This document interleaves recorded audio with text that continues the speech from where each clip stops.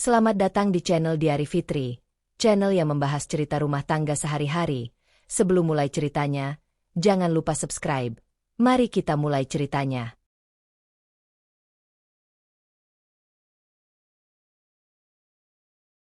Fanny selalu percaya bahwa ketenangan tidak selalu berarti bahagia. Tetapi pagi itu ia masih menyebut hidupnya baik-baik saja. Ia bangun lebih dulu dari Rangga, menyiapkan kopi hitam tanpa gula seperti kebiasaan suaminya, lalu membuka jendela ruang tamu agar cahaya masuk perlahan. Rumah itu, rumah warisan orang tuanya, selalu memberinya rasa aman. Setidaknya dulu. Rangga keluar dari kamar dengan wajah setengah mengantuk. Kemeja sudah disetrika rapi. Ia mencium kening Fanny sekilas. Terlalu singkat untuk disebut hangat. "Pulang malam lagi?" tanya Fanny pelan, seolah hanya memastikan jadwal. Rangga mengangguk sambil merapikan jam tangannya. "Proyek baru. Kamu tahu sendiri." Fanny tahu. Atau setidaknya ia ingin percaya bahwa ia tahu. Ia tersenyum tipis, menahan kalimat lain yang sebenarnya ingin keluar. Dalam beberapa bulan terakhir, kata malam menjadi jarak yang tak terlihat tapi terasa nyata. Rangga pulang saat rumah sudah gelap. Kadang saat Fanny sudah tertidur, kadang saat ia hanya pura-pura tidur. Tidak ada pertengkaran, tidak ada teriakan. Hanya ruang kosong yang semakin sering hadir di antara mereka. Pintu depan belum lama tertutup ketika bel berbunyi lagi. Fanny menghela napas kecil. Ia sudah mengenali ritmenya, tekanan cepat, tanpa ragu. "Bu Ratna." Mertua itu masuk tanpa menunggu jawaban, membawa tas besar dan aroma minyak angin yang khas. "Kunci cadangan masih di tempat lama, kan?" katanya sambil melangkah ke dapur. Bukan pertanyaan, lebih seperti pernyataan. Fanny mengikuti dari belakang. "Iya, Bu. Ada apa pagi-pagi?" Bu Ratna membuka kulkas, memeriksa isinya, lalu mengerutkan dahi. "Sayur kurang segar. Rangga kan butuh makan yang benar. Kamu terlalu sibuk urus kerjaanmu itu." Nada suaranya datar tapi mengandung penilaian yang tak perlu dijelaskan. Bu Ratna adalah ibu Rangga, dan sejak awal pernikahan, ia tak pernah benar-benar mengakui batas antara rumah anaknya dan rumahnya sendiri. Datangnya semakin sering, izinnya semakin jarang diminta. Fanny diam. Ia mengambil talenan, memotong sayur yang tadi dikomentari. Tangannya bergerak otomatis, tapi dadanya terasa mengencang. Ia tahu jika ia menjawab, suaranya akan bergetar, bukan marah, tapi terluka. Dan ia belum siap membuka itu. Bu Ratna duduk di kursi makan, matanya menyapu seisi rumah. "Rangga kelihatan capek akhir-akhir ini. Kamu sebagai istri harus lebih peka. Jangan cuma mikir rumah ini milikmu." Kalimat terakhir itu menancap lebih dalam dari yang Bu Ratna sadari. Fanny menelan ludah. Rumah ini memang atas namanya, tapi selama ini ia tak pernah merasa perlu menegaskan itu.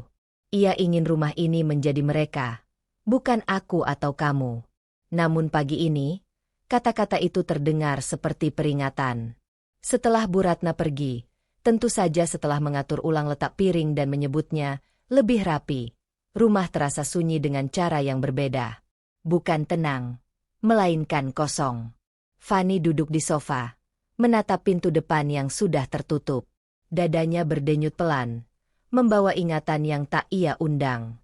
Dulu, bertahun sebelum Rangga, Fanny pernah mempercayai seseorang sepenuh hati. Ia mengingat bagaimana kepercayaan itu runtuh bukan karena teriakan, melainkan karena kebohongan kecil yang dibiarkan tumbuh. Ia berjanji pada dirinya sendiri saat itu, tidak akan membiarkan tanda-tanda diabaikan lagi. Tapi janji itu terasa berat hari ini. Ponselnya bergetar. Pesan singkat dari Rangga. "Jangan tunggu. Makan duluan."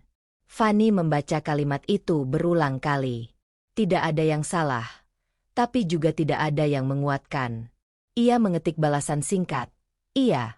Lalu meletakkan ponsel di meja tanpa emotikon, tanpa tambahan apapun. Sore menjelang, Fanny membereskan rumah yang sebenarnya sudah rapi.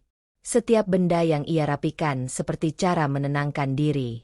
Namun semakin ia mencoba menguasai hal-hal kecil, semakin jelas ia menyadari satu hal. Ada sesuatu yang bergerak di luar kendalinya. Bukan bukti, bukan kepastian, hanya perasaan yang mulai meminta perhatian. Malam itu, Rangga belum pulang saat jam menunjukkan pukul 10. Fanny duduk di tepi ranjang. Lampu kamar menyala redup. Ia tidak menangis. Ia tidak marah. Ia hanya merasa waspada. Dan itu jauh lebih melelahkan. Untuk pertama kalinya, Fanny mengambil buku catatan kecil dari laci, buku yang biasanya ia pakai untuk mencatat kebutuhan rumah. Ia menuliskan satu kalimat singkat, hampir seperti pengingat untuk dirinya sendiri. Perhatikan. Jangan abaikan lagi. Kalimat itu sederhana, tapi risikonya besar.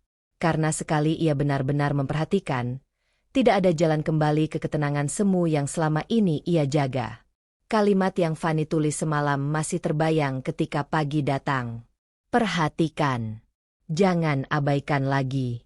Ia menyesap teh hangat sambil menatap jam dinding, menghitung waktu dengan perasaan yang tak lagi netral. Tubuhnya lelah meski ia tidur cukup. Ada jenis lelah yang lahir dari kewaspadaan, dan itu yang kini menetap di dadanya. Rangga pulang menjelang subuh. Fanny mendengar langkahnya di teras, bunyi kunci yang diputar tergesa, lalu pintu kamar yang dibuka perlahan. Ia pura-pura tidur, merasakan kasur sedikit bergeser. Bau parfum asing menyelinap tipis, bukan menyengat, tapi cukup berbeda dari sabun yang biasa Rangga pakai. Fanny menahan napas, memilih diam. Bukan karena takut bertanya, melainkan karena ia ingin memastikan dirinya tidak bereaksi hanya karena perasaan. Pagi itu, Rangga bersiap lebih cepat dari biasanya. Fanny berdiri di ambang pintu kamar, menunggu momen yang tepat. Kamu kelihatan capek, katanya. Netral. Rangga mengangguk, mengancingkan manset. Biasa. Fanny menghela napas kecil, lalu melangkah lebih dekat. Belakangan ini kamu berubah. Pulang larut terus. Kamu jarang cerita. Rangga berhenti bergerak. Ia menatap Fanny, bukan dengan marah, tapi dengan sorot yang menutup. Kamu terlalu curiga, katanya singkat. Aku kerja. Masa semua harus dicurigai? Kata curiga jatuh seperti cap. Fanny merasakan dorongan untuk membela diri, namun ia menahannya. Ia tidak ingin percakapan itu berubah menjadi pembuktian siapa paling benar. Aku cuma tanya, ucapnya pelan. Rangga meraih tas kerjanya. Kamu kebanyakan mikir. Jangan bikin masalah dari hal kecil. Pintu tertutup dengan bunyi yang lebih keras dari biasanya. Fanny berdiri sendirian. Jantungnya berdetak cepat. Bukan karena jawaban Rangga, melainkan karena cara ia mengatakannya. Seolah pertanyaan Fanny adalah gangguan, bukan bagian dari kebersamaan. Ada jarak yang hari ini terasa diberi nama. Siang hari, Fanny keluar sebentar untuk membeli kebutuhan rumah. Di depan rumah, Pak Hadi sedang menyapu halaman. Tetangga lama itu selalu ramah, sikapnya sederhana, dan selama ini lebih sering menjadi pengamat daripada ikut campur. Pagi, Bu Fanny. Sapa Pak Hadi. Pagi, Pak, jawab Fanny sambil tersenyum. Pak Hadi berhenti menyapu, menimbang kata. Saya kemarin lihat Mas Rangga, katanya akhirnya. Fanny menoleh. Oh ya. Di lingkungan seberang, dekat rumah kontrakan lama. Sama perempuan. Nada Pak Hadi tidak menghakimi, lebih seperti memastikan informasi tidak disalahartikan. Mungkin rekan kerja. Kalimat terakhir itu seperti jembatan yang sengaja dipasang agar Fanny tidak jatuh. Ia merasakan dadanya mengencang, tapi refleksnya lebih cepat. Iya, Pak, pasti urusan kerja, katanya, terlalu cepat untuk terdengar santai. Rangga sering lembur. Pak Hadi mengangguk, menerima. Kalau begitu, syukurlah. Ia kembali menyapu, seolah topik itu selesai. Fanny melangkah pergi dengan tas belanja yang terasa lebih berat. Ia tahu Pak Hadi tidak berniat menanam kecurigaan. Namun benih itu sudah ada. Dan yang membuatnya gelisah bukan informasi itu, melainkan caranya sendiri menepis tanpa berpikir. Di dapur, Fanny menata belanjaan dengan rapi. Tangannya bekerja, pikirannya berdebat. Logika berkata, belum ada bukti, jangan melompat. Percaya berkata, pernikahan butuh keyakinan, bukan penyelidikan. Di antara dua suara itu, ada suara ketiga yang lebih lirih, insting yang meminta diakui. Sore hari, Bu Ratna kembali datang tanpa pesan. Ia menaruh tas di kursi dan langsung menuju dapur. Kamu masak apa? Sup, jawab Fanny. Rangga suka yang berkuah kalau capek, komentar Bu Ratna, seolah mengingatkan peran yang harus dijalani Fanny. Kamu jangan banyak nanya yang bikin dia tertekan. Laki-laki itu sensitif soal kepercayaan. Fanny menatap sup yang mendidih pelan. Ia mengangguk, bukan setuju, tapi memilih mengakhiri percakapan. Kata-kata Bu Ratna menyisakan rasa tidak adil, seolah bertanya adalah kesalahan, dan diam adalah kewajiban. Malam tiba. Rangga belum pulang. Fanny duduk di ruang tamu, memandangi ponselnya. Ia membuka catatan kecil itu, membaca kembali kalimat semalam. Jarinya ragu di atas kertas, lalu menambahkan satu baris kecil di bawahnya. Catat, bukan menuduh. Keputusan itu kecil, hampir tak terlihat, tapi berisiko. Karena mulai mencatat berarti mengakui bahwa kepercayaannya sedang diuji. Fanny menutup buku, menyimpannya kembali di laci, dan mematikan lampu ruang tamu dengan perasaan yang tak lagi sama. Antara logika dan percaya, ia memilih satu langkah di tengah, dan ia tahu, jalan itu tidak akan sepenuhnya aman. Pagi itu, Fanny bangun dengan perasaan seperti baru saja menyelesaikan perjalanan panjang, padahal ia hampir tidak bergerak semalaman. Kepalanya terasa berat oleh pikiran yang tidak selesai, oleh keputusan kecil yang ia ambil semalam. Mencatat, bukan menuduh. Keputusan itu terdengar bijak, tapi justru membuatnya lebih sadar. Setiap detail kini terasa seperti sesuatu yang harus diperhatikan. Rangga sudah tidak ada di kamar. Sisi tempat tidurnya dingin, rapi, tanpa bekas tergesa. Fanny duduk sebentar, menenangkan napasnya sebelum bangkit. Ia menyadari ada ketegangan baru dalam tubuhnya, kewaspadaan yang menetap, bukan datang dan pergi seperti cemas biasa. Di ruang makan, ponselnya bergetar. Pesan dari Maya muncul di layar. Kamu kelihatan capek kemarin. Ngopi bentar. Yuk. Fanny menatap pesan itu lebih lama dari yang ia kira perlu. Ia tidak pernah bercerita banyak pada Maya akhir-akhir ini, tapi sahabatnya itu selalu peka pada perubahan kecil. Fanny mengetik balasan singkat. Boleh. Siang? Kafe kecil tempat mereka bertemu tidak jauh dari rumah. Maya sudah duduk lebih dulu, menutup laptopnya saat melihat Fanny datang. Tatapannya langsung berubah khawatir. Kamu kelihatan kurusan, katanya tanpa basa-basi. Fanny tersenyum tipis. Perasaan saja. Maya tidak memaksa senyum balasan. Ia mengenal Fanny cukup lama untuk tahu kapan sahabatnya sedang menahan sesuatu. Kamu capek secara fisik atau emosional? Pertanyaan itu membuat Fanny terdiam sejenak. Ia mengaduk kopinya perlahan. Aku nggak tahu, jawabnya jujur. Rasanya kayak harus siaga terus. Maya menyandarkan punggung. Rangga. Fanny mengangguk kecil. Ia tidak menceritakan detail, hanya garis besar. Pulang larut, jawaban singkat, perasaan dijauhkan tanpa alasan jelas. Maya mendengarkan tanpa menyela, tanpa langsung menyimpulkan. Kamu jangan langsung nuduh, kata Maya akhirnya. Suaranya tenang. Tapi kamu juga jangan membohongi diri sendiri. Catat saja hal-hal yang bikin kamu bertanya. Bukan buat menyerang, tapi buat melindungi dirimu sendiri. Kalimat itu terasa menenangkan sekaligus menegaskan apa yang sudah Fanny lakukan. Ia mengangguk pelan. Aku sudah mulai, katanya lirih. Maya menatapnya lebih lama.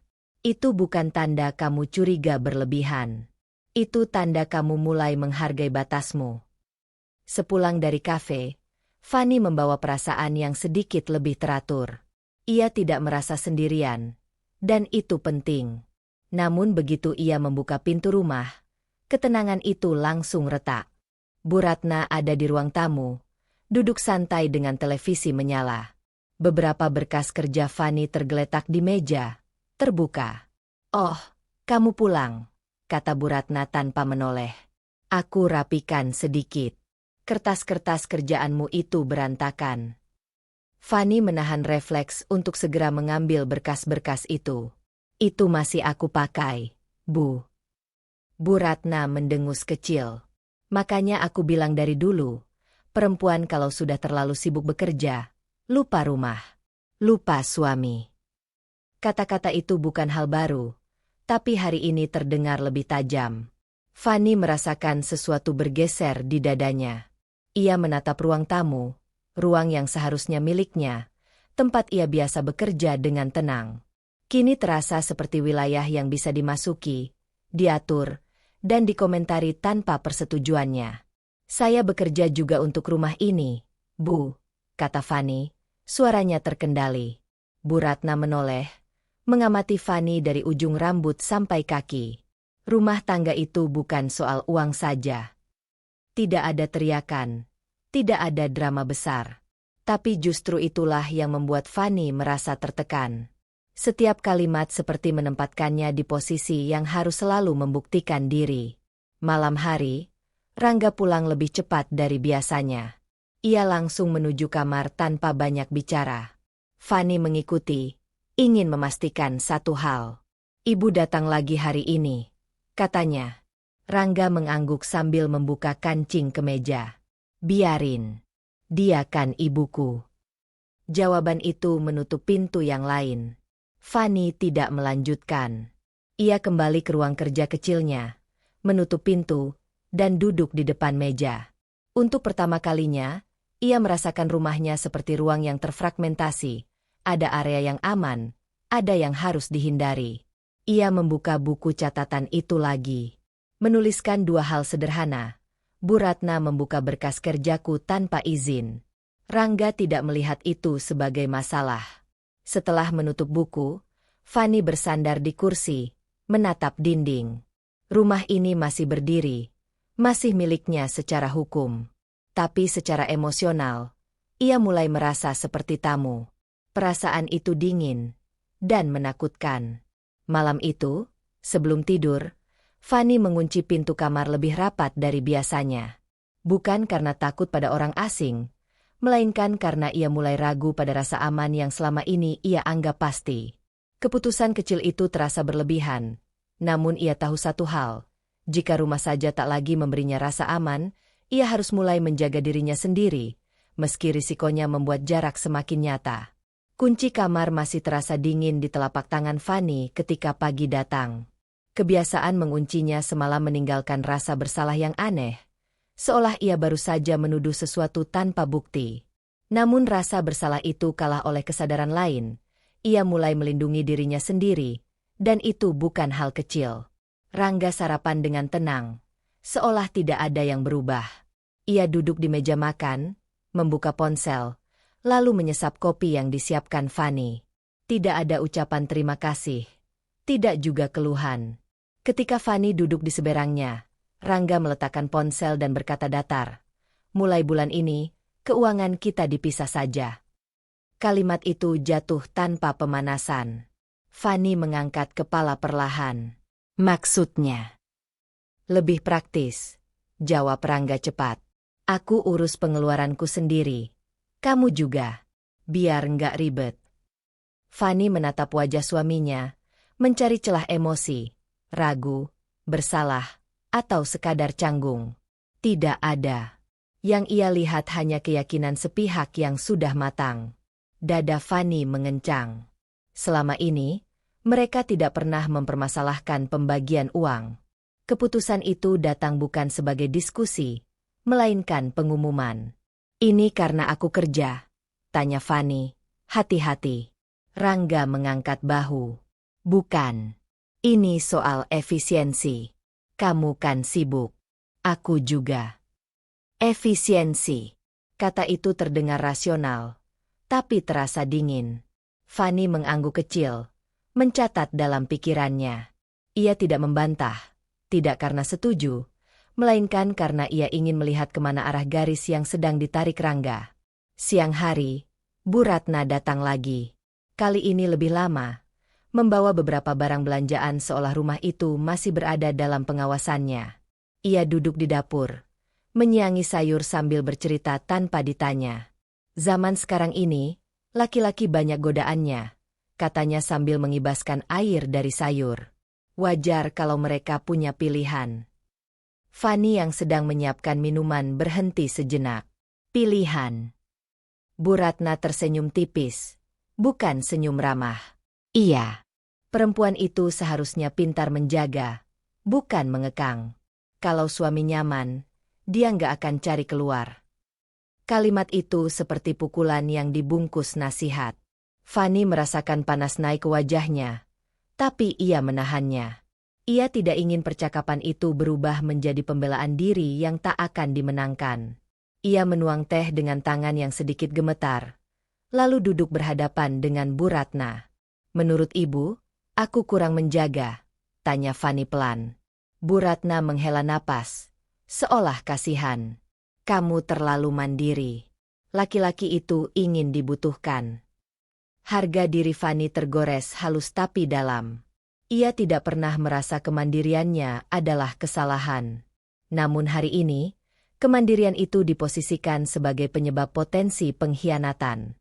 Ia menunduk, bukan karena kalah, melainkan karena memilih menyimpan reaksi itu untuk dirinya sendiri. Malam tiba dengan udara yang berat. Rangga menghitung sesuatu di meja makan, membuka aplikasi bank. Fani melintas, berhenti di dekatnya. Kamu sudah bikin rekening baru? Tanyanya. Iya, jawab Rangga tanpa menoleh. Biar jelas. Jelas. Kata yang sama, rasa yang berbeda.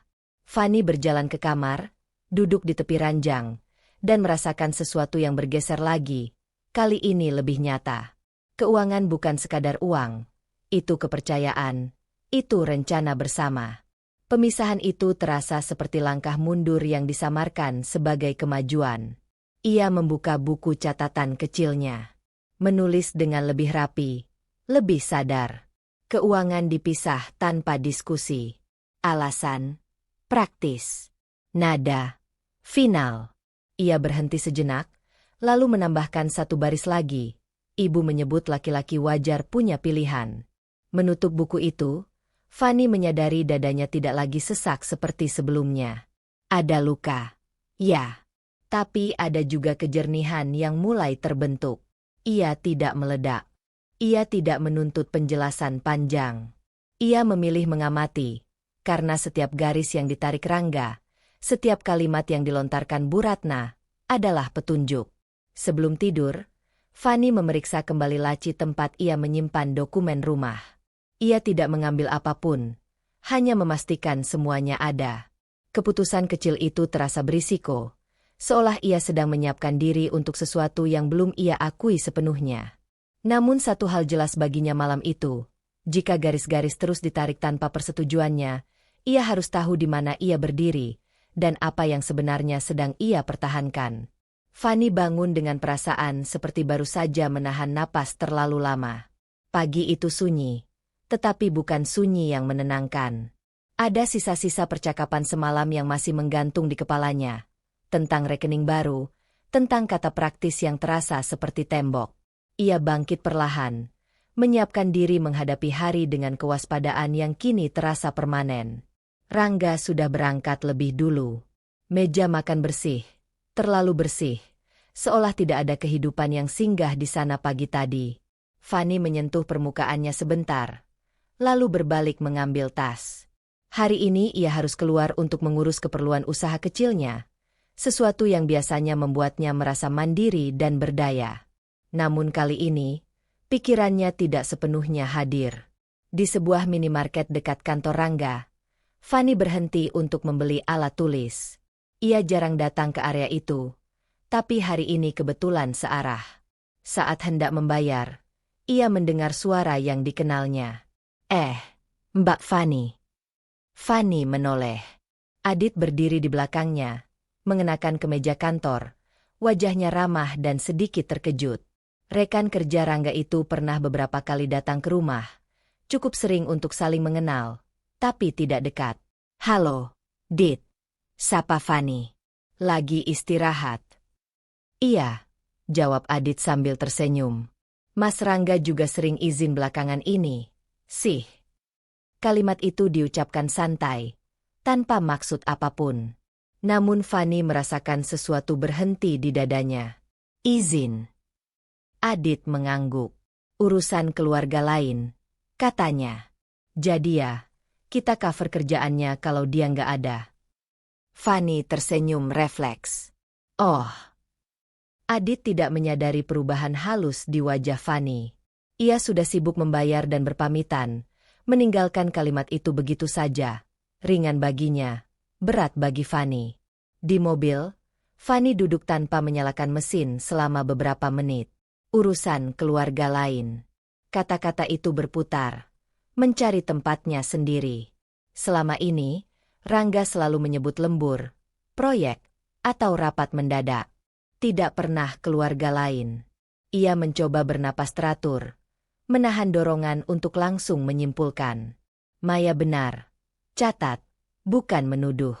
Namun hari ini, catatan-catatan itu mulai berbicara satu sama lain. Fani mengingat Pak Hadi yang melihat Rangga di lingkungan lain. Ia teringat Bu Ratna yang menyebut laki-laki wajar punya pilihan. Ia teringat rekening yang dipisah, malam-malam panjang tanpa cerita, dan kata praktis yang digunakan Rangga untuk menutup diskusi. Potongan-potongan itu kini tidak lagi terpisah. Mereka mulai membentuk garis yang mengarah pada satu kemungkinan yang selama ini ia hindari. Sore hari, Bu Ratna datang lagi. Kali ini lebih singkat, tapi cukup untuk meninggalkan jejak. "Kamu jangan terlalu sibuk keluar rumah," katanya sambil berdiri di dekat pintu. Istri itu seharusnya ada di rumah, supaya suami tenang. Fani menatapnya, tidak menjawab. Ia menyadari sesuatu yang baru. Kata-kata Bu Ratna tidak lagi hanya menyakitkan, tapi terasa seperti pembenaran atas sesuatu yang belum terucap. Ia mengangguk singkat, membiarkan Bu Ratna pergi dengan keyakinannya sendiri. Malam turun perlahan. Rangga belum pulang. Fani makan sendirian, lalu membersihkan dapur tanpa suara. Ia membuka buku catatan, menulis dengan lebih lambat dari biasanya, seolah setiap kata perlu dipastikan tidak lahir dari emosi semata. Dit bilang Rangga sering izin urusan keluarga lain. Ia berhenti, menatap halaman itu lama. Tangannya gemetar sedikit. Ia menambahkan catatan kecil di bawahnya. Belum konfirmasi. Menjelang tidur, Fani berbaring dengan mata terbuka. Langit-langit kamar tampak asing, padahal ia sudah menatapnya bertahun-tahun. Setiap bunyi kecil, angin di jendela, suara kendaraan jauh, terdengar lebih jelas. Ia mencoba memejamkan mata, tapi pikirannya menolak istirahat. Bagaimana jika semua ini bukan salah paham? Bagaimana jika keluarga lain itu bukan sekadar istilah? Pertanyaan-pertanyaan itu tidak datang sebagai ledakan, melainkan merayap pelan, mengisi celah-celah yang selama ini kosong. Fani merasakan tenggorokannya kering. Ia bangkit, minum air, lalu kembali ke tempat tidur. Jam menunjukkan lewat tengah malam ketika Rangga akhirnya pulang.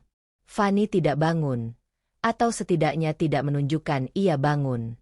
Ia mendengar langkah Rangga, bunyi tas diletakkan, dan napas yang terdengar lelah. Ada keinginan kuat untuk berbalik dan bertanya langsung.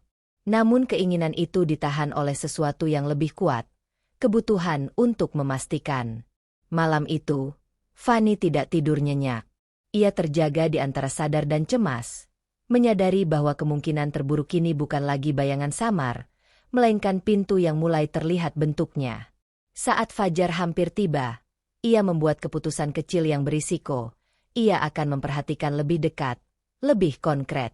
Bukan untuk mencari kesalahan, tetapi untuk memastikan bahwa apapun yang menunggunya nanti, ia tidak akan lagi berdiri tanpa pegangan.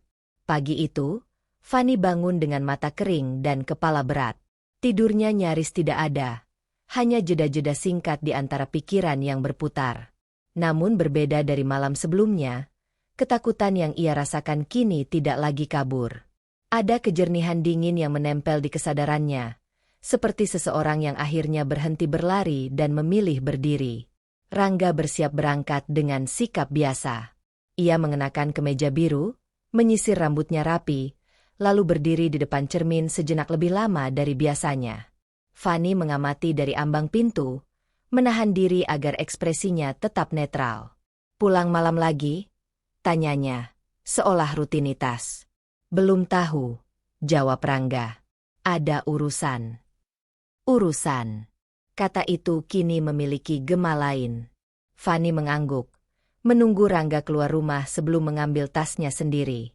Tangannya sedikit bergetar saat mengunci pintu, bukan karena ragu, melainkan karena ia tahu apa yang akan ia lakukan hari ini mengandung risiko yang tidak kecil, bukan fisik, tapi emosional.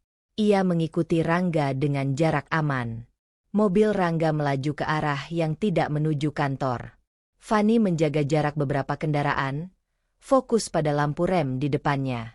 Setiap belokan terasa seperti ujian kesabaran. Ia bisa saja berbalik, memilih tidak tahu. Tapi keputusan itu sudah lewat. Rangga berhenti di sebuah kawasan yang tidak asing, namun juga tidak ia kenal dekat. Deretan rumah kontrakan sederhana berjajar rapi, catnya mulai pudar. Fanny memarkir mobil agak jauh. Jantungnya berdetak cepat.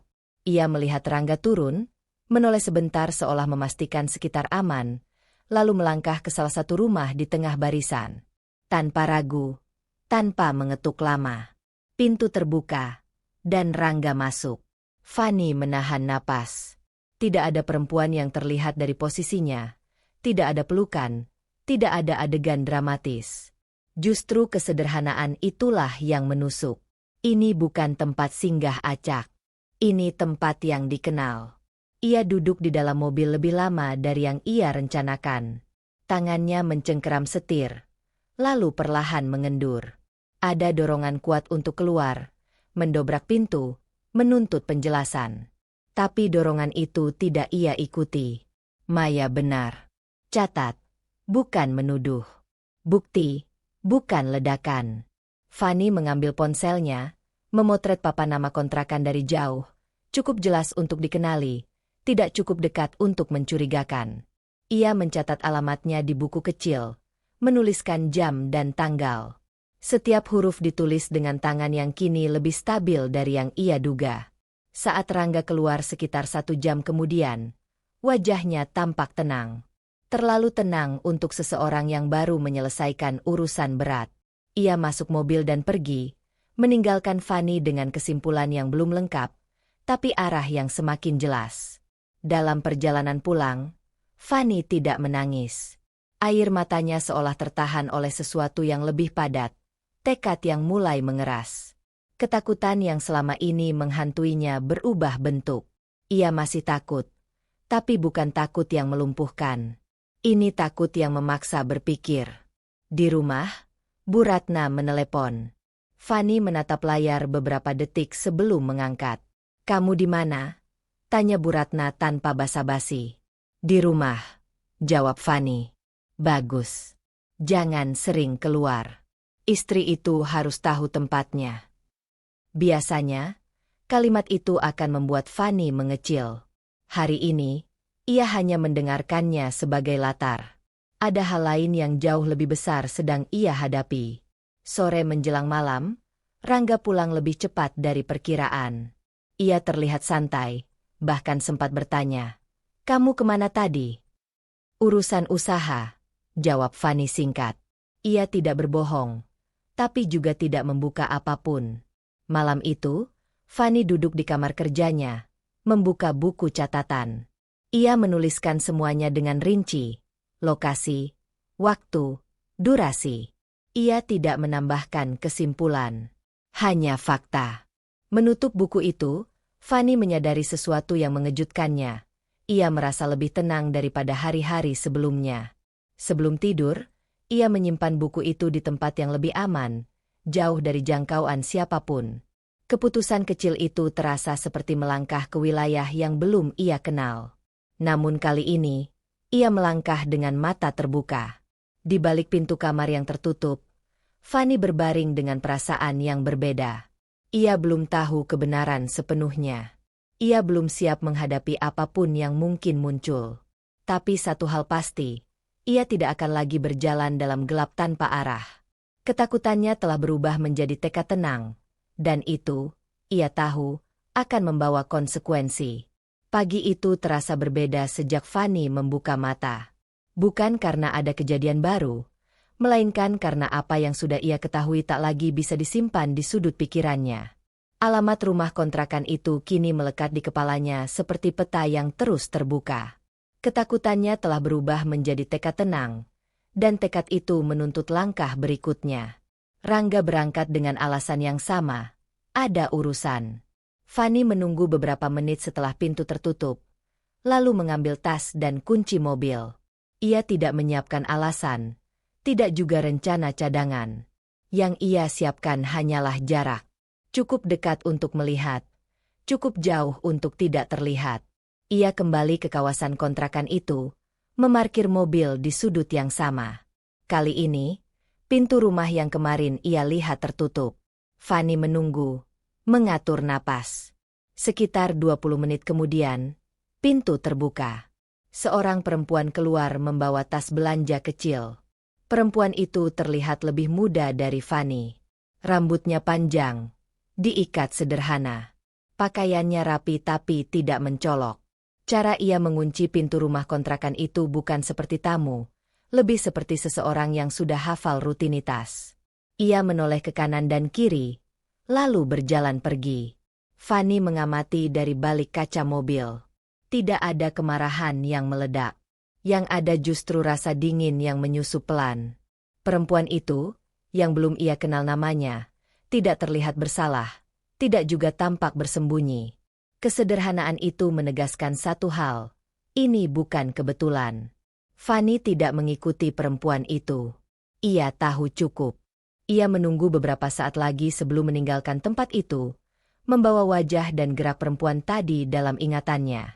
Dunia di luar tampak berjalan normal, dan itu terasa ironis. Siang hari, Fanny pulang lebih cepat. Rumah kosong, sunyi dengan cara yang kini familiar.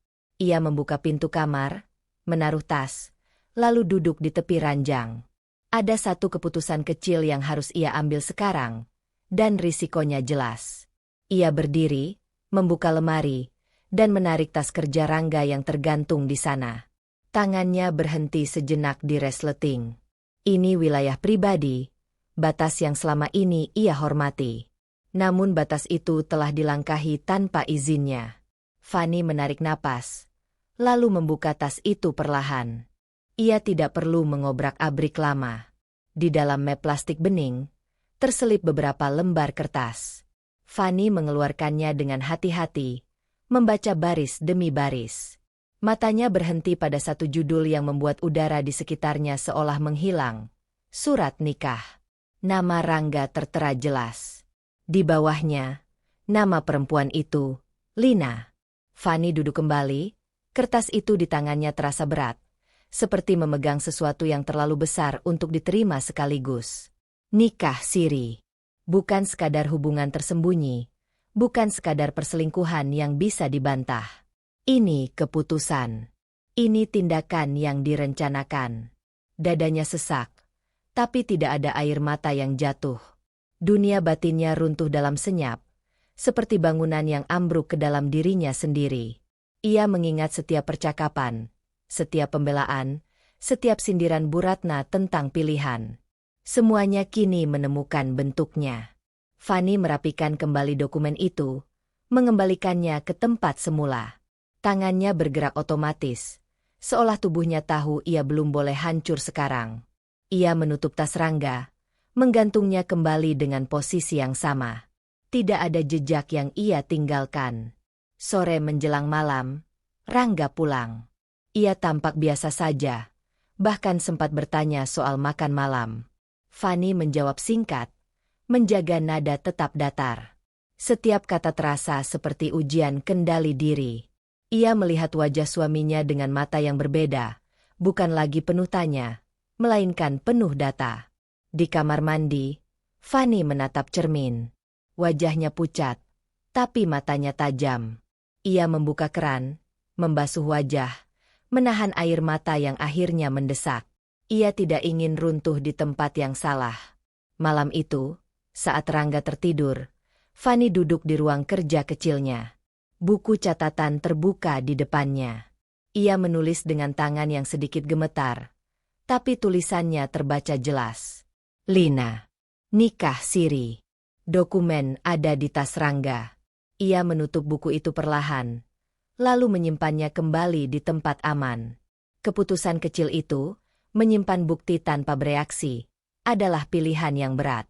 Tapi ia tahu, begitu ia berbicara sekarang, semuanya akan meledak tanpa arah. Di dalam keheningan rumah yang terasa asing, Fanny berbaring dengan mata terbuka. Air matanya akhirnya jatuh, satu persatu, tanpa suara. Ia menahannya, bukan karena tidak sakit, tetapi karena ia sadar, rasa sakit ini baru awal. Dan untuk pertama kalinya, ia tidak bertanya kenapa. Ia bertanya bagaimana ia akan bertahan. Pagi itu, Fanny bangun dengan mata sembab yang tidak sepenuhnya ia sadari.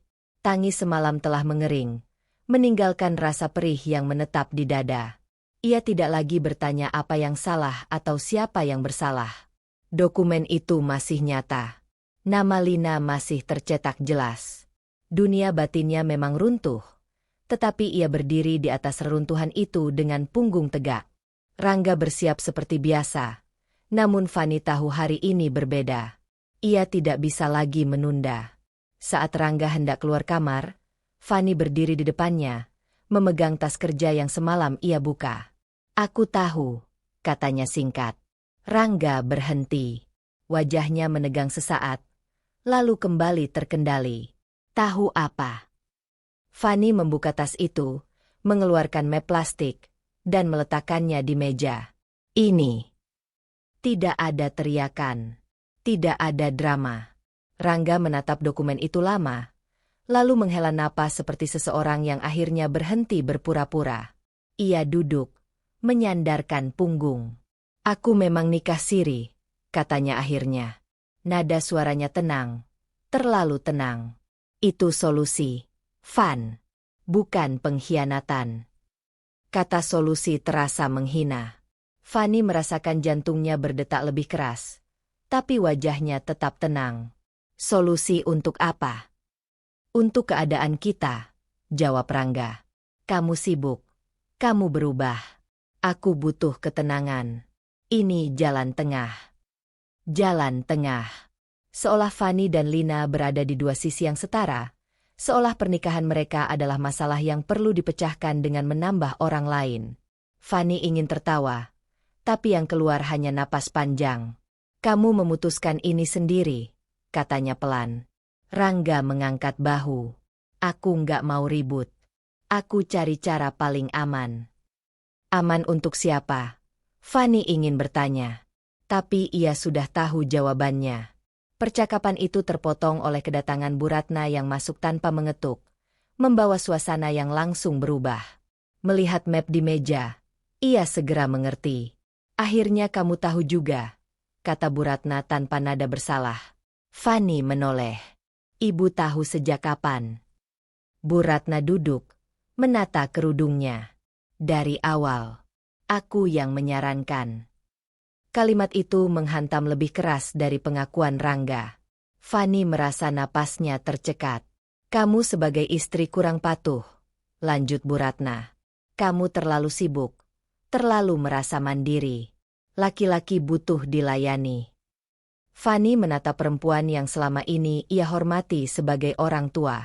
Ada rasa dikhianati yang berbeda, lebih dalam, lebih personal. Ini bukan hanya soal Rangga dan Lina. Ini tentang sistem yang dengan sadar menyingkirkannya. Rangga mengangguk, seolah mendapat legitimasi. "Ibu benar. Ini bukan soal cinta. Ini soal keseimbangan." Fanny berdiri, tangannya bergetar. Keseimbangan versi kalian mengorbankan aku. Bu Ratna mendengus. Kamu terlalu merasa jadi korban. Banyak perempuan di luar sana mau menerima keadaan. Kalimat itu mengunci semuanya. Fanny menyadari bahwa apapun yang ia katakan tidak akan mengubah posisi mereka. Ia bukan bagian dari keputusan ini. Ia hanya dampak sampingnya. Siang itu, Lina tidak hadir. Tapi kehadirannya terasa di setiap sudut percakapan. Nama itu tidak perlu disebut lagi untuk melukai. Fanny merasakan dirinya berdiri sendirian di ruang yang tiba-tiba terasa sempit. Setelah Bu Ratna pergi, rumah kembali sunyi. Rangga berdiri, mendekati Fanny. Kita bisa atur ini baik-baik, katanya. Kamu tetap istriku. Fanny menatapnya lama. Kamu bilang ini solusi. Tapi kamu mengambil semua pilihan dariku. Rangga tidak menjawab. Ia keluar kamar, meninggalkan Fanny dengan kesunyian yang lebih berat dari sebelumnya. Sore hari, Fanny duduk di ruang kerja, memandangi buku catatan. Ia tidak menulis apapun. Tidak ada lagi yang perlu dicatat tentang fakta.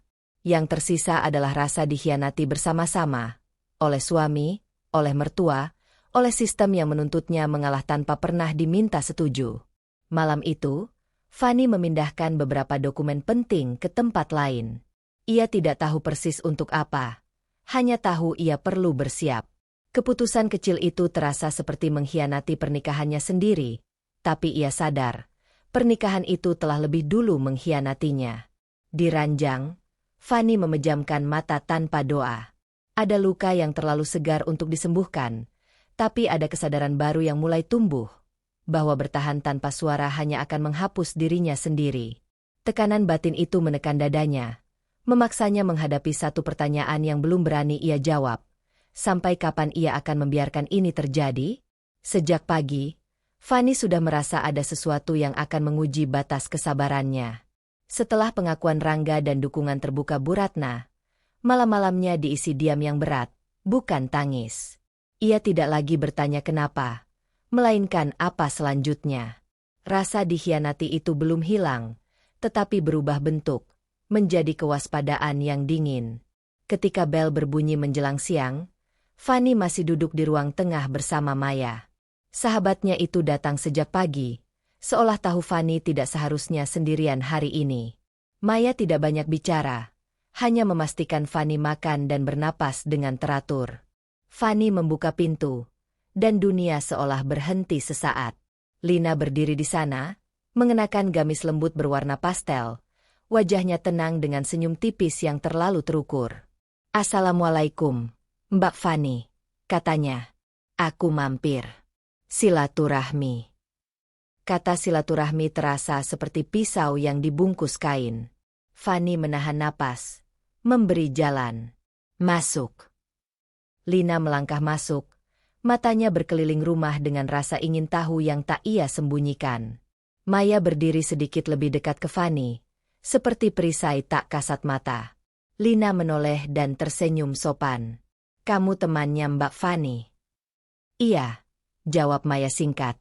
Suaranya datar. Mereka duduk. Lina meletakkan tasnya dengan rapi, tangannya saling bertaut di pangkuan. "Aku harap kedatanganku nggak bikin Mbak nggak nyaman," ucapnya lembut. "Aku cuma ingin semuanya baik-baik saja." Fanny merasakan darahnya berdesir, tetapi Maya menyentuh pergelangan tangannya pelan, peringatan tanpa kata. Fanny mengangguk tipis. "Silakan bicara." Lina tersenyum lagi. "Aku paham ini berat buat Mbak. Aku juga nggak pernah membayangkan ada di posisi ini." Ia berhenti sejenak, lalu menambahkan, "Tapi kadang hidup memang memberi jalan yang tidak ideal." Tidak ideal. Seolah pernikahan siri itu adalah kecelakaan alam, bukan keputusan sadar. "Aku selalu berusaha menghormati Mbak," lanjut Lina. "Aku tahu posisiku. Aku nggak pernah berniat merebut apapun." Kata-kata itu melayang di udara, manis di permukaan, tajam di dalam. Fanny ingin bertanya, kalau tidak berniat merebut, lalu apa namanya? Namun Maya kembali menekan pelan tangannya, menahan reaksi yang bisa berujung penyesalan.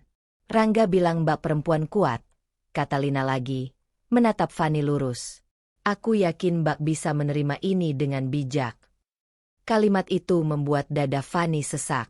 Kuat, bijak, kata-kata yang sering digunakan untuk membungkam perempuan agar tidak melawan. Ia menarik napas panjang. Kuat bukan berarti diam, jawabnya pelan. Lina tersenyum kaku. Tentu. Aku hanya berharap kita bisa saling menjaga. Demi Rangga. Nama itu disebut dengan lembut, seolah hak. Maya tidak lagi menyentuh tangan Fanny, tapi berdiri, menyela dengan suara tenang. Mbak Lina, kalau tujuannya silaturahmi, mungkin cukup sampai di sini. Fanny sedang tidak siap untuk percakapan panjang. Lina menatap Maya, lalu kembali ke Fanny. Maaf kalau aku lancang. Aku hanya ingin Mbak tahu, aku tidak berniat menyakiti. Fanny berdiri, tapi aku tetap terluka. Kejujuran itu meluncur tanpa emosi, dan justru itu yang membuatnya kuat. Lina bangkit, mengambil tasnya. Aku mengerti. Ia menunduk sedikit sebelum pergi. Semoga Mbak diberi kelapangan hati. Pintu tertutup. Sunyi kembali memenuhi rumah. Fanny berdiri lama, merasakan kakinya gemetar. Maya memeluknya tanpa kata. Kamu hebat, bisik Maya. Aku takut meledak, jawab Fanny jujur. Dan kamu tidak, kata Maya. Itu bukan kalah. Itu memilih. Sore itu, Fanny duduk sendirian di kamar. Bukan kemarahan yang menguasainya, melainkan kejernihan yang pahit. Kedatangan Lina menghapus sisa-sisa harapan bahwa situasi ini bisa disederhanakan. Semua orang punya versinya sendiri tentang kebenaran, dan tidak satu pun menempatkan Fanny sebagai pusatnya. Ia membuka kembali map berisi dokumen penting yang beberapa hari lalu ia pindahkan. Tangannya bergetar, bukan karena marah, tetapi karena sadar, setiap pilihan setelah ini akan berisiko. Namun tidak memilih juga adalah pilihan, dan itu yang paling menyakitkan. Malam menjelang. Fanny menutup map itu dan menyimpannya ke dalam tas kerja. Ia belum tahu kapan akan digunakan, hanya tahu ia sedang menyusun keputusan, langkah demi langkah, tanpa teriakan. Di balik ketenangan itu, ada tekanan baru yang menunggu, keberanian untuk bertindak tanpa jaminan siapapun akan memihaknya. Map berisi dokumen itu masih berada di tas kerja Fanny ketika pagi datang. Ia tidak membukanya lagi, tapi keberadaannya memberi rasa berat yang konstan, seperti pengingat bahwa sesuatu di dalam dirinya sedang bersiap berubah. Malam sebelumnya ia hampir tidak tidur, bukan karena tangis, melainkan karena pikirannya terlalu jernih untuk beristirahat. Rangga pulang lebih awal hari itu. Tidak ada raut bersalah di wajahnya, hanya ekspresi lelah yang seolah meminta pengertian. Fanny sedang di dapur ketika suara pintu terdengar. Ia menutup keran, mengelap tangan, dan berbalik. Mereka berdiri berhadapan di ruang makan, jarak yang terasa asing meski hanya beberapa langkah. Kita perlu bicara, kata Rangga, nadanya datar, seolah mengumumkan jadwal.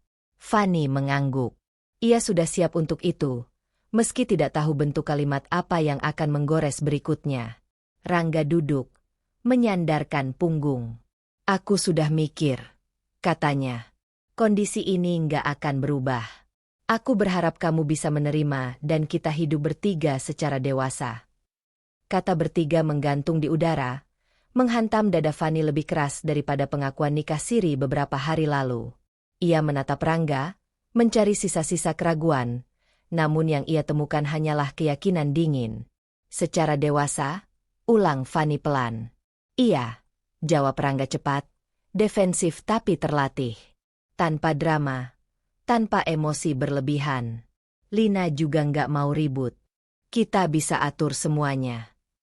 Fanny merasakan sesuatu di dalam dirinya bergeser. Bukan amarah, melainkan jarak yang tiba-tiba tercipta.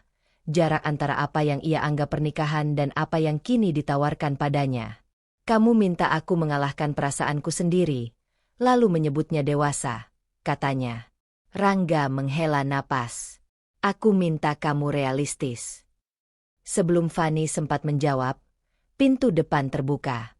Bu Ratna masuk tanpa mengetuk, membawa tas besar dan wajah yang sudah diatur dengan ekspresi keputusan. "Kalian ada?" tanyanya, meski jelas melihat mereka. "Bu." Rangga berdiri setengah. Bu Ratna melirik Fani sekilas, lalu meletakkan tasnya. "Aku mau bicara soal kamar." Fani mengerutkan kening. "Kamar?" "Iya," kata Bu Ratna ringan. "Mulai minggu depan, Ibu pindah ke sini. Lebih praktis. Rumah ini besar. Sayang kalau kosong." Kalimat itu menembus pertahanan terakhir Fani. Rumah ini, rumah yang ia bangun dengan rasa aman yang kini runtuh, tiba-tiba dibicarakan seperti properti bebas klaim. "Maaf, Bu," katanya, berusaha menjaga suara tetap stabil. "Ini rumah saya dan Rangga. Kita belum bicara soal itu." Bu Ratna tersenyum tipis, senyum yang sama yang selama ini mengandung penilaian. "Justru karena kalian keluarga, Ibu punya hak. Lagi pula, dengan kondisi Rangga sekarang, kamu butuh bantuan." "Bantuan? Atau pengawasan?" Fani menoleh ke Rangga, menunggu, entah pembelaan atau setidaknya penundaan. Rangga tidak berkata apa-apa. Diamnya adalah persetujuan. Di saat itulah Fani menyadari, batas terakhirnya telah dilanggar, bukan oleh satu orang, melainkan oleh kesepakatan sunyi di antara mereka. "Aku belum setuju," kata Fani akhirnya. Suaranya tidak tinggi, tapi jelas. Bu Ratna menghela napas, seolah berhadapan dengan anak yang keras kepala. "Kamu terlalu sensitif, Fani." Istri yang baik tahu menempatkan diri. Kata-kata itu tidak lagi melukai seperti dulu. Mereka justru menegaskan sesuatu yang selama ini kabur. Fani berdiri, merapikan punggungnya. "Menempatkan diri tidak sama dengan menghilangkan diri," katanya. Rangga mengerutkan dahi. "Kamu bikin ini rumit." "Tidak," jawab Fani. "Kalian yang membuatnya seolah wajar." Hening menyelimuti ruangan. Bu Ratna mengangkat tasnya lagi, memeluknya erat. "Ibu kira kamu akan lebih bijak," katanya dingin. Fani menatapnya tanpa menunduk. "Saya sedang belajar." Setelah Bu Ratna masuk ke kamar tamu, seolah keputusan sudah diambil, Rangga mendekat. "Kamu nggak perlu bersikap begitu," katanya lirih, hampir memohon. "Kita bisa atur." Fani menoleh. Matanya tenang. "Yang kamu sebut mengatur, bagiku adalah menyerah." Malam itu, Fani kembali ke kamar. Ia membuka tas kerjanya dan mengeluarkan map itu. Jarinya berhenti sejenak di atas kertas-kertas yang bisa mengubah hidupnya. Ia belum menandatangani apapun, belum menghubungi siapapun. Tapi untuk pertama kalinya, ia menyadari bahwa tinggal diam bukan lagi pilihan aman. Ia memasukkan map itu kembali, lalu mematikan lampu. Dalam gelap, Fani membuat keputusan kecil yang berisiko. Besok ia akan mengambil cuti dan menemui seseorang yang selama ini hanya ia simpan namanya di kepala. Bukan untuk menyerang, melainkan untuk memastikan ia masih punya jalan keluar. Pagi itu, Fani bangun dengan perasaan yang berbeda. Tidak ada sesak di dada, tidak ada gemetar di tangan. Yang tersisa justru keheningan aneh, seperti danau yang membeku. Ia duduk di tepi ranjang, memandangi kamar yang dulu ia anggap ruang aman, kini terasa netral. Bukan lagi miliknya sepenuhnya, tapi juga belum sepenuhnya direnggut. Keputusan kecil yang ia ambil semalam mulai bergerak hari ini. Fani mengambil cuti kerja tanpa penjelasan panjang. Ia mengenakan pakaian sederhana, rapi, tanpa usaha berlebihan. Di meja makan, Rangga dan Bu Ratna sudah lebih dulu duduk. Obrolan mereka terhenti saat Fani muncul. Ia menyapa singkat, mengambil tas, dan keluar tanpa menoleh. Tidak ada adu kata. Tidak ada pembelaan. Diamnya kini bukan ketakutan, melainkan jarak yang sengaja ia bangun. Langkah pertamanya adalah kantor notaris kecil di sudut kota, tempat ia dulu mengurus sertifikat rumah bersama Rangga. Bertahun lalu, saat kepercayaan masih utuh. Ruangan itu masih berbau kertas lama dan pendingin udara yang terlalu dingin. Fanny duduk di kursi tunggu, membuka map yang selama ini ia bawa. Di dalamnya, tersusun rapi, salinan sertifikat rumah atas namanya, bukti pembayaran cicilan yang sebagian besar berasal dari rekening pribadinya, dan perjanjian pranikah sederhana yang dulu dibuat atas saran Maya, dokumen yang hampir ia lupakan keberadaannya. Saat itu, ia menganggapnya formalitas. Kini, kertas-kertas itu seperti tulang punggung yang menopangnya agar tidak runtuh. Saat notaris menjelaskan ulang posisi hukum kepemilikan, Fanny mendengarkan dengan seksama. Tidak ada pertanyaan emosional, hanya klarifikasi. Setiap penjelasan menambahkan lapisan dingin pada kesadarannya. Rumah ini bukan sekadar ruang kenangan. Ia adalah aset, wilayah, dan batas yang sah. Keluar dari kantor itu, matahari terasa terlalu terang. Fanny berdiri sejenak di trotoar, menarik napas panjang. Ia tidak merasa menang, tapi juga tidak kalah. Yang ada hanyalah kepastian awal, sesuatu yang selama ini dirampas oleh ketidakjelasan. Langkah berikutnya membawanya kembali ke lingkungan rumah, namun bukan ke dalam. Ia mengetuk pintu rumah Pak Hadi, tetangga lama yang sejak awal pernikahannya sering menjadi saksi diam perubahan di sekitarnya. Pak Hadi membuka pintu dengan wajah terkejut namun hangat. "Fanny." "Iya, Pak. Maaf mengganggu. Saya perlu bicara sebentar." Mereka duduk di teras. Pak Hadi tidak bertanya macam-macam. Ia hanya menunggu, sikapnya netral tapi terbuka. Seorang saksi lingkungan yang lebih banyak melihat daripada menilai. "Saya perlu memastikan beberapa hal, Pak," kata Fanny akhirnya. "Bapak pernah melihat Rangga sering datang ke rumah kontrakan itu, bersama perempuan lain?" Pak Hadi terdiam sejenak, lalu mengangguk pelan. "Saya nggak mau ikut campur waktu itu. Tapi iya, saya beberapa kali lihat. Saya kira kamu sudah tahu." Jawaban itu tidak membuat dada Fanny sesak seperti yang ia bayangkan. Justru ada rasa klik, potongan terakhir yang mengunci gambaran utuh. "Kalau nanti saya butuh kesaksian Bapak," katanya tenang, "apakah Bapak bersedia?" Pak Hadi menatapnya lama, lalu mengangguk mantap. "Kalau untuk kebenaran, saya bersedia." Ucapan itu sederhana, tapi berat. Fanny mengucapkan terima kasih dan pamit. Saat berjalan kembali ke rumahnya, ia menyadari kesedihan yang selama ini menempel mulai memudar, digantikan ketenangan yang dingin dan fokus. Ia tidak lagi bertanya mengapa ini terjadi, melainkan apa langkah berikutnya. Di dalam rumah, suasana berbeda. Bu Ratna sedang menata lemari, memindahkan barang seolah sudah lama berhak. Rangga duduk di ruang tamu, menatap ponsel. Fanny melewati mereka tanpa komentar, langsung menuju kamar. Ia membuka lemari kecil dan menyimpan semua dokumen di satu tempat yang aman. Tangan Fanny bergerak mantap, tanpa ragu. Setiap lipatan kertas adalah pengingat bahwa ia tidak lagi berdiri di ruang abu-abu. Saat malam tiba, Maya mengirim pesan singkat, "Kamu kelihatan lebih tenang hari ini."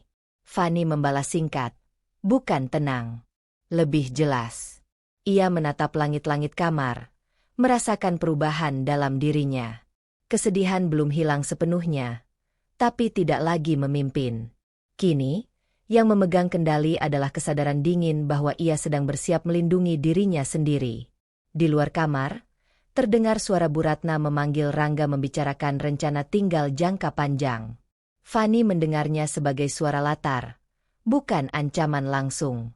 Namun di balik ketenangan itu, sebuah keputusan kecil mulai mengeras. Jika mereka terus melangkah seolah rumah ini milik bersama tanpa batas, Fanny akan menjadi orang pertama yang menarik garis. Dan garis itu, sekali ditarik, tidak akan mudah dihapus. Pagi itu, ketenangan dingin yang Fanny bangun semalaman terasa rapuh, tapi utuh. Ia bangun lebih awal dari biasanya, menyiapkan teh tanpa gula, membiarkan pahitnya menetap di lidah. Keputusan yang ia simpan sejak kemarin kini tidak bisa ditunda. Jika ia menunggu lebih lama, rumah ini akan sepenuhnya berubah menjadi ruang yang tidak lagi mengenalnya. Fanny menunggu hingga sore. Ia ingin semuanya hadir. Tidak ada yang disampaikan lewat perantara. Tidak ada kalimat yang disalahpahami. Ketika Rangga pulang, Bu Ratna sudah berada di ruang tamu, duduk seperti tuan rumah. Tak lama kemudian, Lina datang. Kedatangannya tidak diumumkan, tapi langkahnya ringan, seolah tempat itu sudah akrab baginya. Fanny berdiri di tengah ruangan. Ia tidak duduk. Posisi itu disengaja, bukan untuk menantang, melainkan untuk menjaga jarak emosional yang kini ia butuhkan. "Aku mau bicara," katanya. Suaranya tenang, nyaris datar. "Sekarang." Rangga mengangkat kepala, alisnya mengernyit. Lina melirik Bu Ratna, lalu kembali ke Fanny dengan senyum tipis yang tidak sepenuhnya ramah. "Apalagi?" tanya Rangga. "Kalau soal kemarin." "Bukan negosiasi," potong Fanny. Ia menarik napas pendek. "Keputusanku sudah diambil." Kalimat itu membuat udara berubah. Bu Ratna menyilangkan tangan. Lina berdiri lebih tegak, seolah bersiap membela diri dari tuduhan yang belum keluar. "Rangga," lanjut Fanny, menatap suaminya tanpa ragu. "Rumah ini atas namaku. Aku sudah memastikan posisi hukumnya.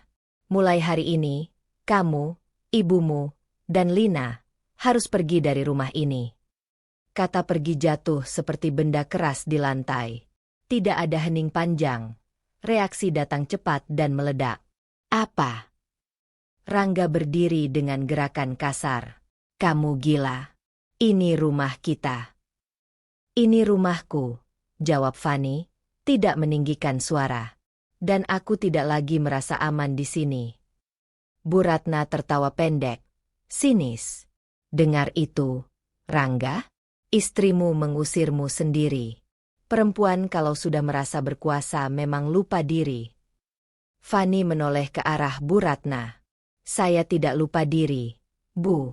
Saya sedang mengembalikan batas." Lina akhirnya bicara. "Mbak Fanny, ini berlebihan. Aku kesini bukan untuk mengambil apapun. Aku cuma..." "Kamu datang ke rumahku," potong Fanny, tatapannya tegas. "Sebagai istri siri suamiku. Itu sudah cukup untuk melanggar batas." Rangga membanting telapak tangan ke meja. "Kamu injak harga diriku." Suaranya meninggi, wajahnya memerah. "Kamu pikir uang dan sertifikat bikin kamu bisa seenaknya?" Fanny merasakan getaran di dadanya. Bukan takut, melainkan sisa luka yang mencoba bangkit. Ia menahannya. "Harga diri tidak hilang karena diminta bertanggung jawab," katanya pelan.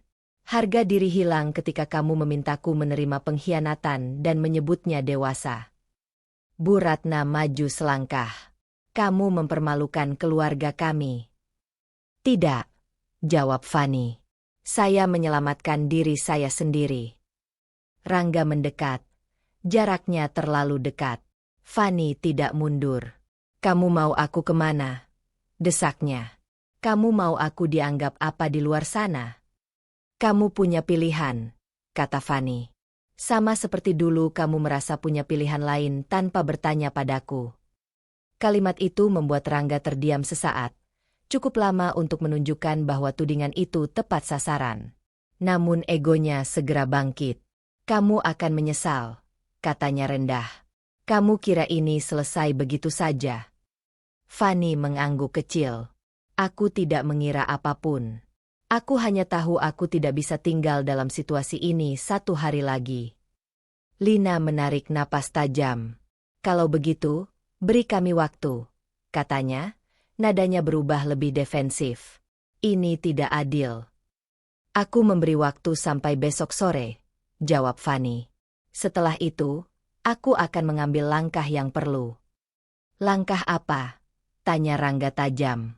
Fanny tidak menjawab langsung. Ia menatap mereka satu persatu. Rangga dengan kemarahannya, Bu Ratna dengan penghakimannya, Lina dengan kepura-puraan tenangnya. "Langkah yang seharusnya sudah kuambil sejak awal," katanya akhirnya. Ia berbalik, melangkah menuju kamar, meninggalkan ruangan dalam kekacauan emosi. Di balik pintu, Fanny bersandar sebentar, merasakan jantungnya berdegup keras. Keputusan itu tidak membuatnya lega, justru membuka pintu ke konflik yang lebih besar. Namun untuk pertama kalinya, ia tidak ingin menarik kata-katanya kembali. Di luar, suara Rangga terdengar meninggi. Bu Ratna menyahut. Lina berusaha menenangkan. Fani menutup mata. Besok, semua akan berubah. Entah menjadi akhir yang ia takuti, atau awal yang selama ini ia tahan-tahan. Dan di antara dua kemungkinan itu, ia memilih berdiri di sisinya sendiri. Pagi datang dengan udara berat, seolah rumah itu sendiri menahan napas. Fani berdiri di dapur, menatap jam dinding yang berdetak terlalu keras. Keputusan yang ia sampaikan kemarin belum bergerak kemana-mana. Tidak ada koper di sudut ruangan. Tidak ada tanda persiapan pergi. Yang ada hanya ketegangan menggantung, menunggu pecah. Ia menuang air panas ke cangkir, tapi tidak meminumnya. Tangannya stabil, pikirannya jernih. Ini bukan hari untuk ragu. Suara langkah kaki terdengar dari ruang tamu, diikuti suara Rangga yang lebih keras dari biasanya. Kalau kamu mau bicara, bicara sekarang, katanya. Jangan pakai ancaman. Fani melangkah keluar dari dapur. Bu Ratna sudah duduk di sofa. Wajahnya pucat dengan mata sembab yang jelas disengaja.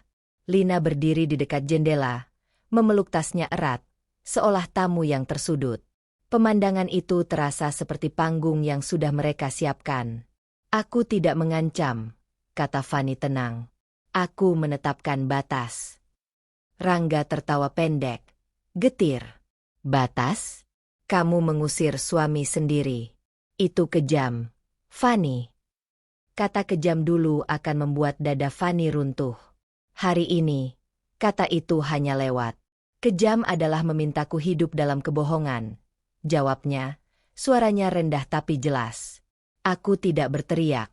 Rangga, aku hanya berhenti mengalah. Bu Ratna tiba-tiba terisak. Tangisnya keras, terputus-putus. Cukup dramatis untuk menarik perhatian. Ibu ini siapa di hidupmu? Fani, katanya sambil menyeka air mata. Ibu sudah menganggapmu seperti anak sendiri. Tapi kamu tega mengusir ibu di usia tua. Fani menatapnya lama. Tangis itu bukan hal baru. Ia pernah melihatnya muncul setiap kali Bu Ratna ingin mengendalikan situasi. Saya tidak mengusir ibu karena usia, katanya. Saya meminta ibu pergi karena ibu mendukung kebohongan yang melukai saya. Tangis Bu Ratna terhenti sesaat, cukup untuk menunjukkan bahwa kalimat itu mengenai sasaran, sebelum ia kembali terisak lebih pelan. Rangga melangkah maju, tubuhnya tegang. Kamu dengar dirimu sendiri, katanya. Kamu bicara seolah paling benar. Lina ini korban juga. Dia masuk ke hidupku bukan untuk menyakiti kamu. Lina mengangkat wajahnya, matanya berkaca-kaca. Aku tidak pernah minta ini jadi rumit, katanya lirih. Aku hanya menerima apa yang Rangga tawarkan. Aku juga manusia, Mbak. Fani mengangguk kecil. Aku tidak menyangkal kamu manusia, Lina, katanya. Tapi kamu memilih masuk ke pernikahan orang lain dan datang ke rumah ini seolah aku harus mengerti. Itu karena kamu selalu dingin. Potong Rangga, emosinya mulai meledak. Kamu sibuk kerja, sibuk atur hidupmu sendiri. Aku kesepian. Kalimat itu memantul di ruangan, mencoba memindahkan beban kesalahan. Fani merasakan dorongan lama untuk membela diri, menjelaskan, meminta dipahami. Ia menahannya.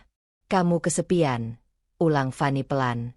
Dan pilihanmu adalah berbohong, menikah diam-diam, lalu memintaku menerima semuanya. Itu bukan kesepian. Itu penghindaran tanggung jawab. Rangga mengepalkan tangan. Kamu kejam, ulangnya, kali ini lebih pelan, seolah berharap kata itu akan bekerja. Aku tegas, jawab Fani. Dan itu berbeda. Bu Ratna berdiri tiba-tiba. Kalau begitu, biarkan semua orang tahu seperti apa kamu sebenarnya. Ancamnya. Kamu akan jadi bahan omongan. Fani menatapnya tanpa gentar.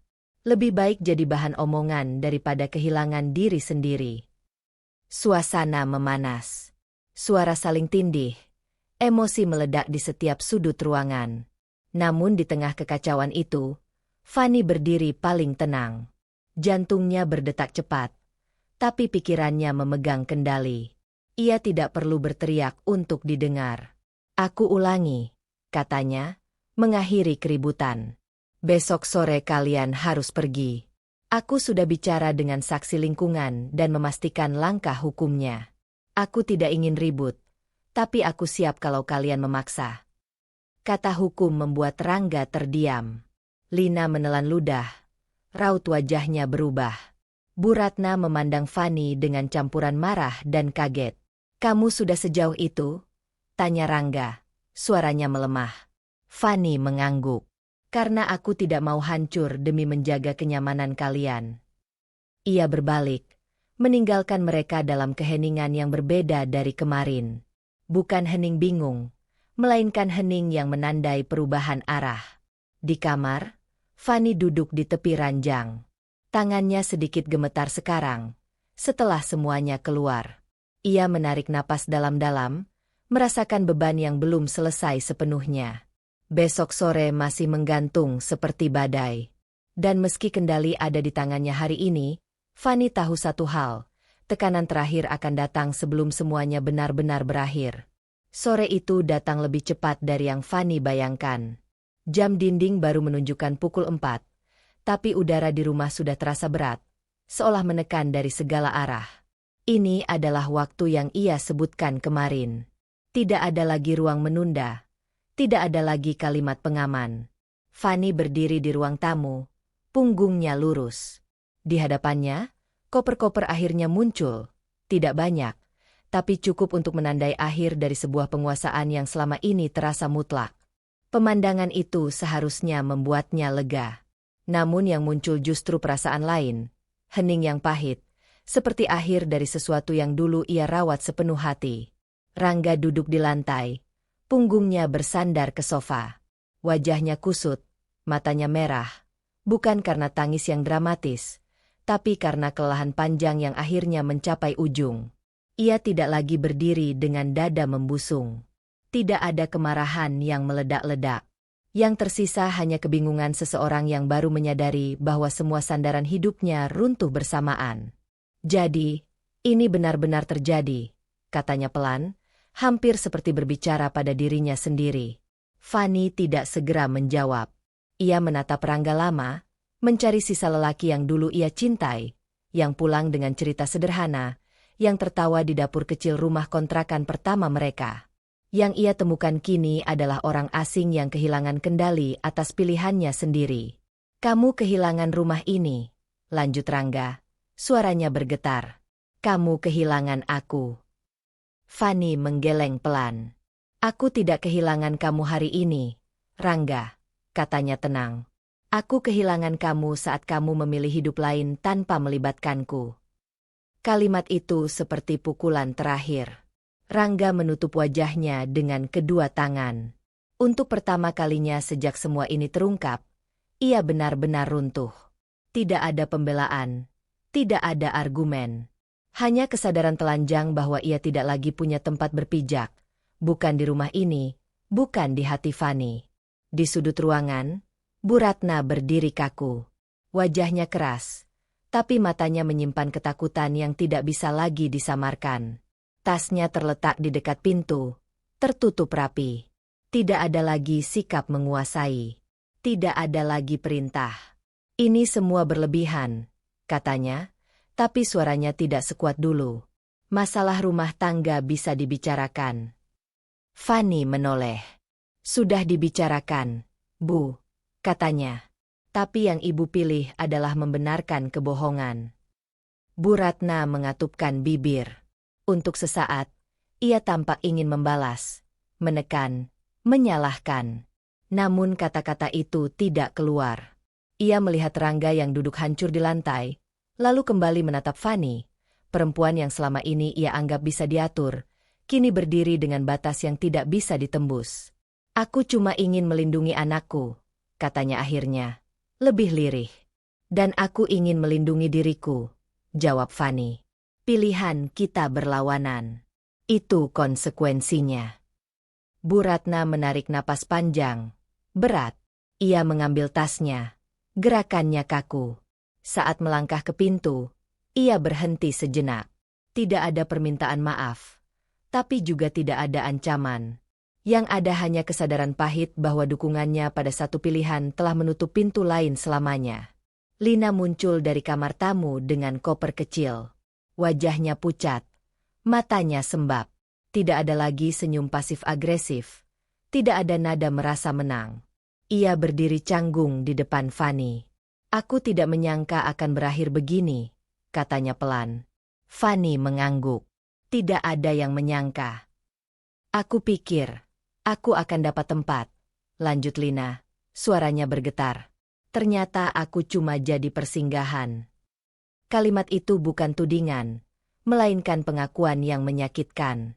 Fanny menatap Lina dengan perasaan yang kompleks, bukan simpati penuh, tapi juga bukan kebencian. Setiap pilihan ada harganya, katanya. Aku membayar dengan luka. Kamu membayar dengan kekecewaan. Lina mengangguk kecil. Ia menunduk, lalu melangkah pergi tanpa menoleh lagi. Tidak ada kemenangan di punggungnya. Hanya kehampaan seseorang yang sadar ia tidak pernah benar-benar dipilih. Pintu akhirnya tertutup. Suara itu tidak keras, tapi cukup untuk menandai akhir dari satu bab besar dalam hidup Fanny. Ia berdiri sendirian di ruang tamu yang kini terasa terlalu luas. Tidak ada teriakan, tidak ada tangis. Hanya napas yang akhirnya bisa ia tarik tanpa beban orang lain. Namun di balik ketenangan itu, ada tekanan baru yang muncul perlahan. Setelah semuanya pergi, siapa dirinya sekarang? Tanpa peran istri yang ia kenal, tanpa konflik yang selama ini menyita energi, apa yang akan ia lakukan dengan rumah yang kembali sepenuhnya menjadi miliknya? Fanny melangkah ke jendela, memandang sore yang mulai gelap.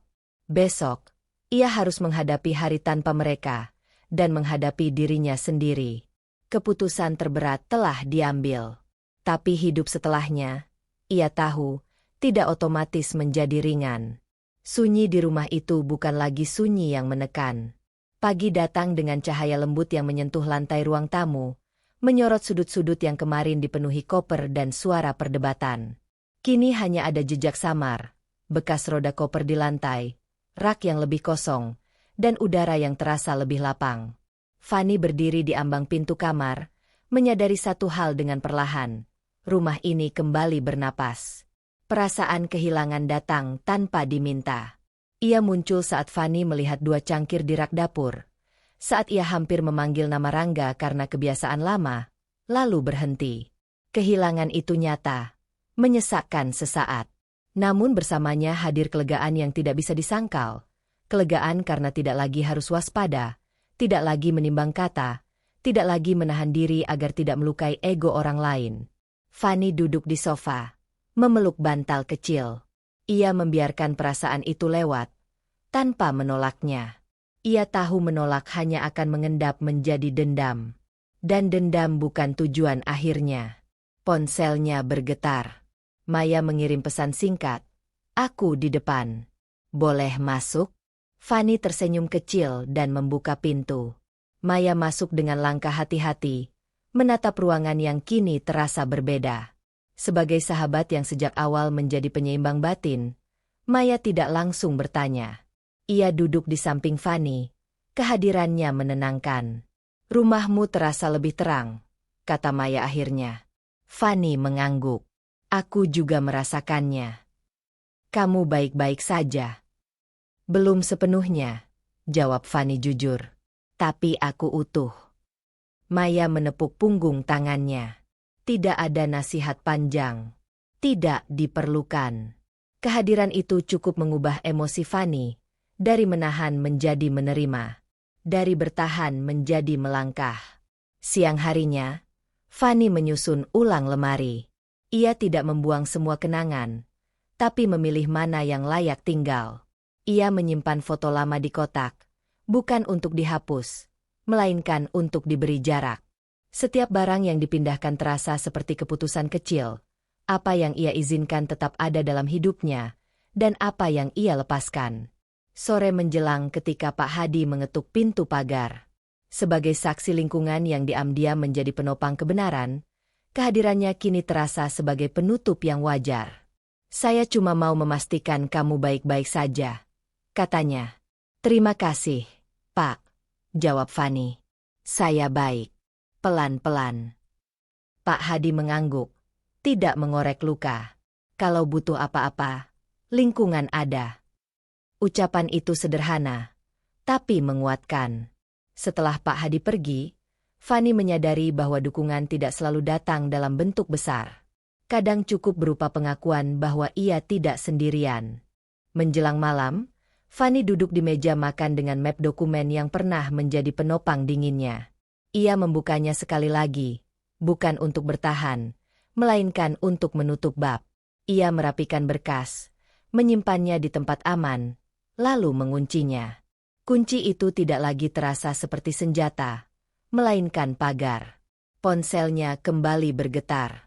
Kali ini dari Rangga. Pesan singkat, tanpa pembelaan. "Aku pergi. Aku mengerti sekarang. Maaf." Fani membaca pesan itu pelan. Dadanya bergetar, tapi tidak runtuh. Ia tidak membalas dengan amarah atau penjelasan panjang. Ia mengetik singkat, "Aku berharap kamu bertanggung jawab pada hidupmu. Jaga dirimu." Ia menekan kirim, lalu meletakkan ponsel. Itu bukan pengampunan penuh, tapi juga bukan penolakan. Itu batas. Malam turun dengan tenang. Fani mematikan lampu ruang tamu satu persatu, lalu berdiri di depan jendela. Kota di luar bergerak seperti biasa. Orang-orang pulang, lampu menyala, hidup berjalan. Ia menyadari bahwa hidupnya juga berjalan, hanya dengan arah yang baru. Luka itu masih ada. Ia tahu akan datang hari-hari ketika ingatan kembali mengetuk, ketika kesepian menyapa lebih keras. Tapi kini ia memiliki sesuatu yang dulu hilang, kendali atas dirinya sendiri. Tanpa dendam, tanpa keinginan membalas. Hanya batas yang jelas dan pilihan yang sadar. Sebelum tidur, Fani menulis satu kalimat di buku catatan kecil, bukan catatan bukti, melainkan pengingat. "Aku memilih diriku, setiap hari." Ia menutup buku itu, mematikan lampu kamar, dan berbaring. Di keheningan malam, Fani tidak lagi bertanya apa yang hilang. Ia bertanya apa yang akan ia bangun. Dan untuk pertama kalinya setelah lama, pertanyaan itu tidak menakutkan, melainkan membuka jalan. Rumah itu sunyi, tapi sunyi yang hangat. Dan hidupnya, akhirnya, sepenuhnya miliknya.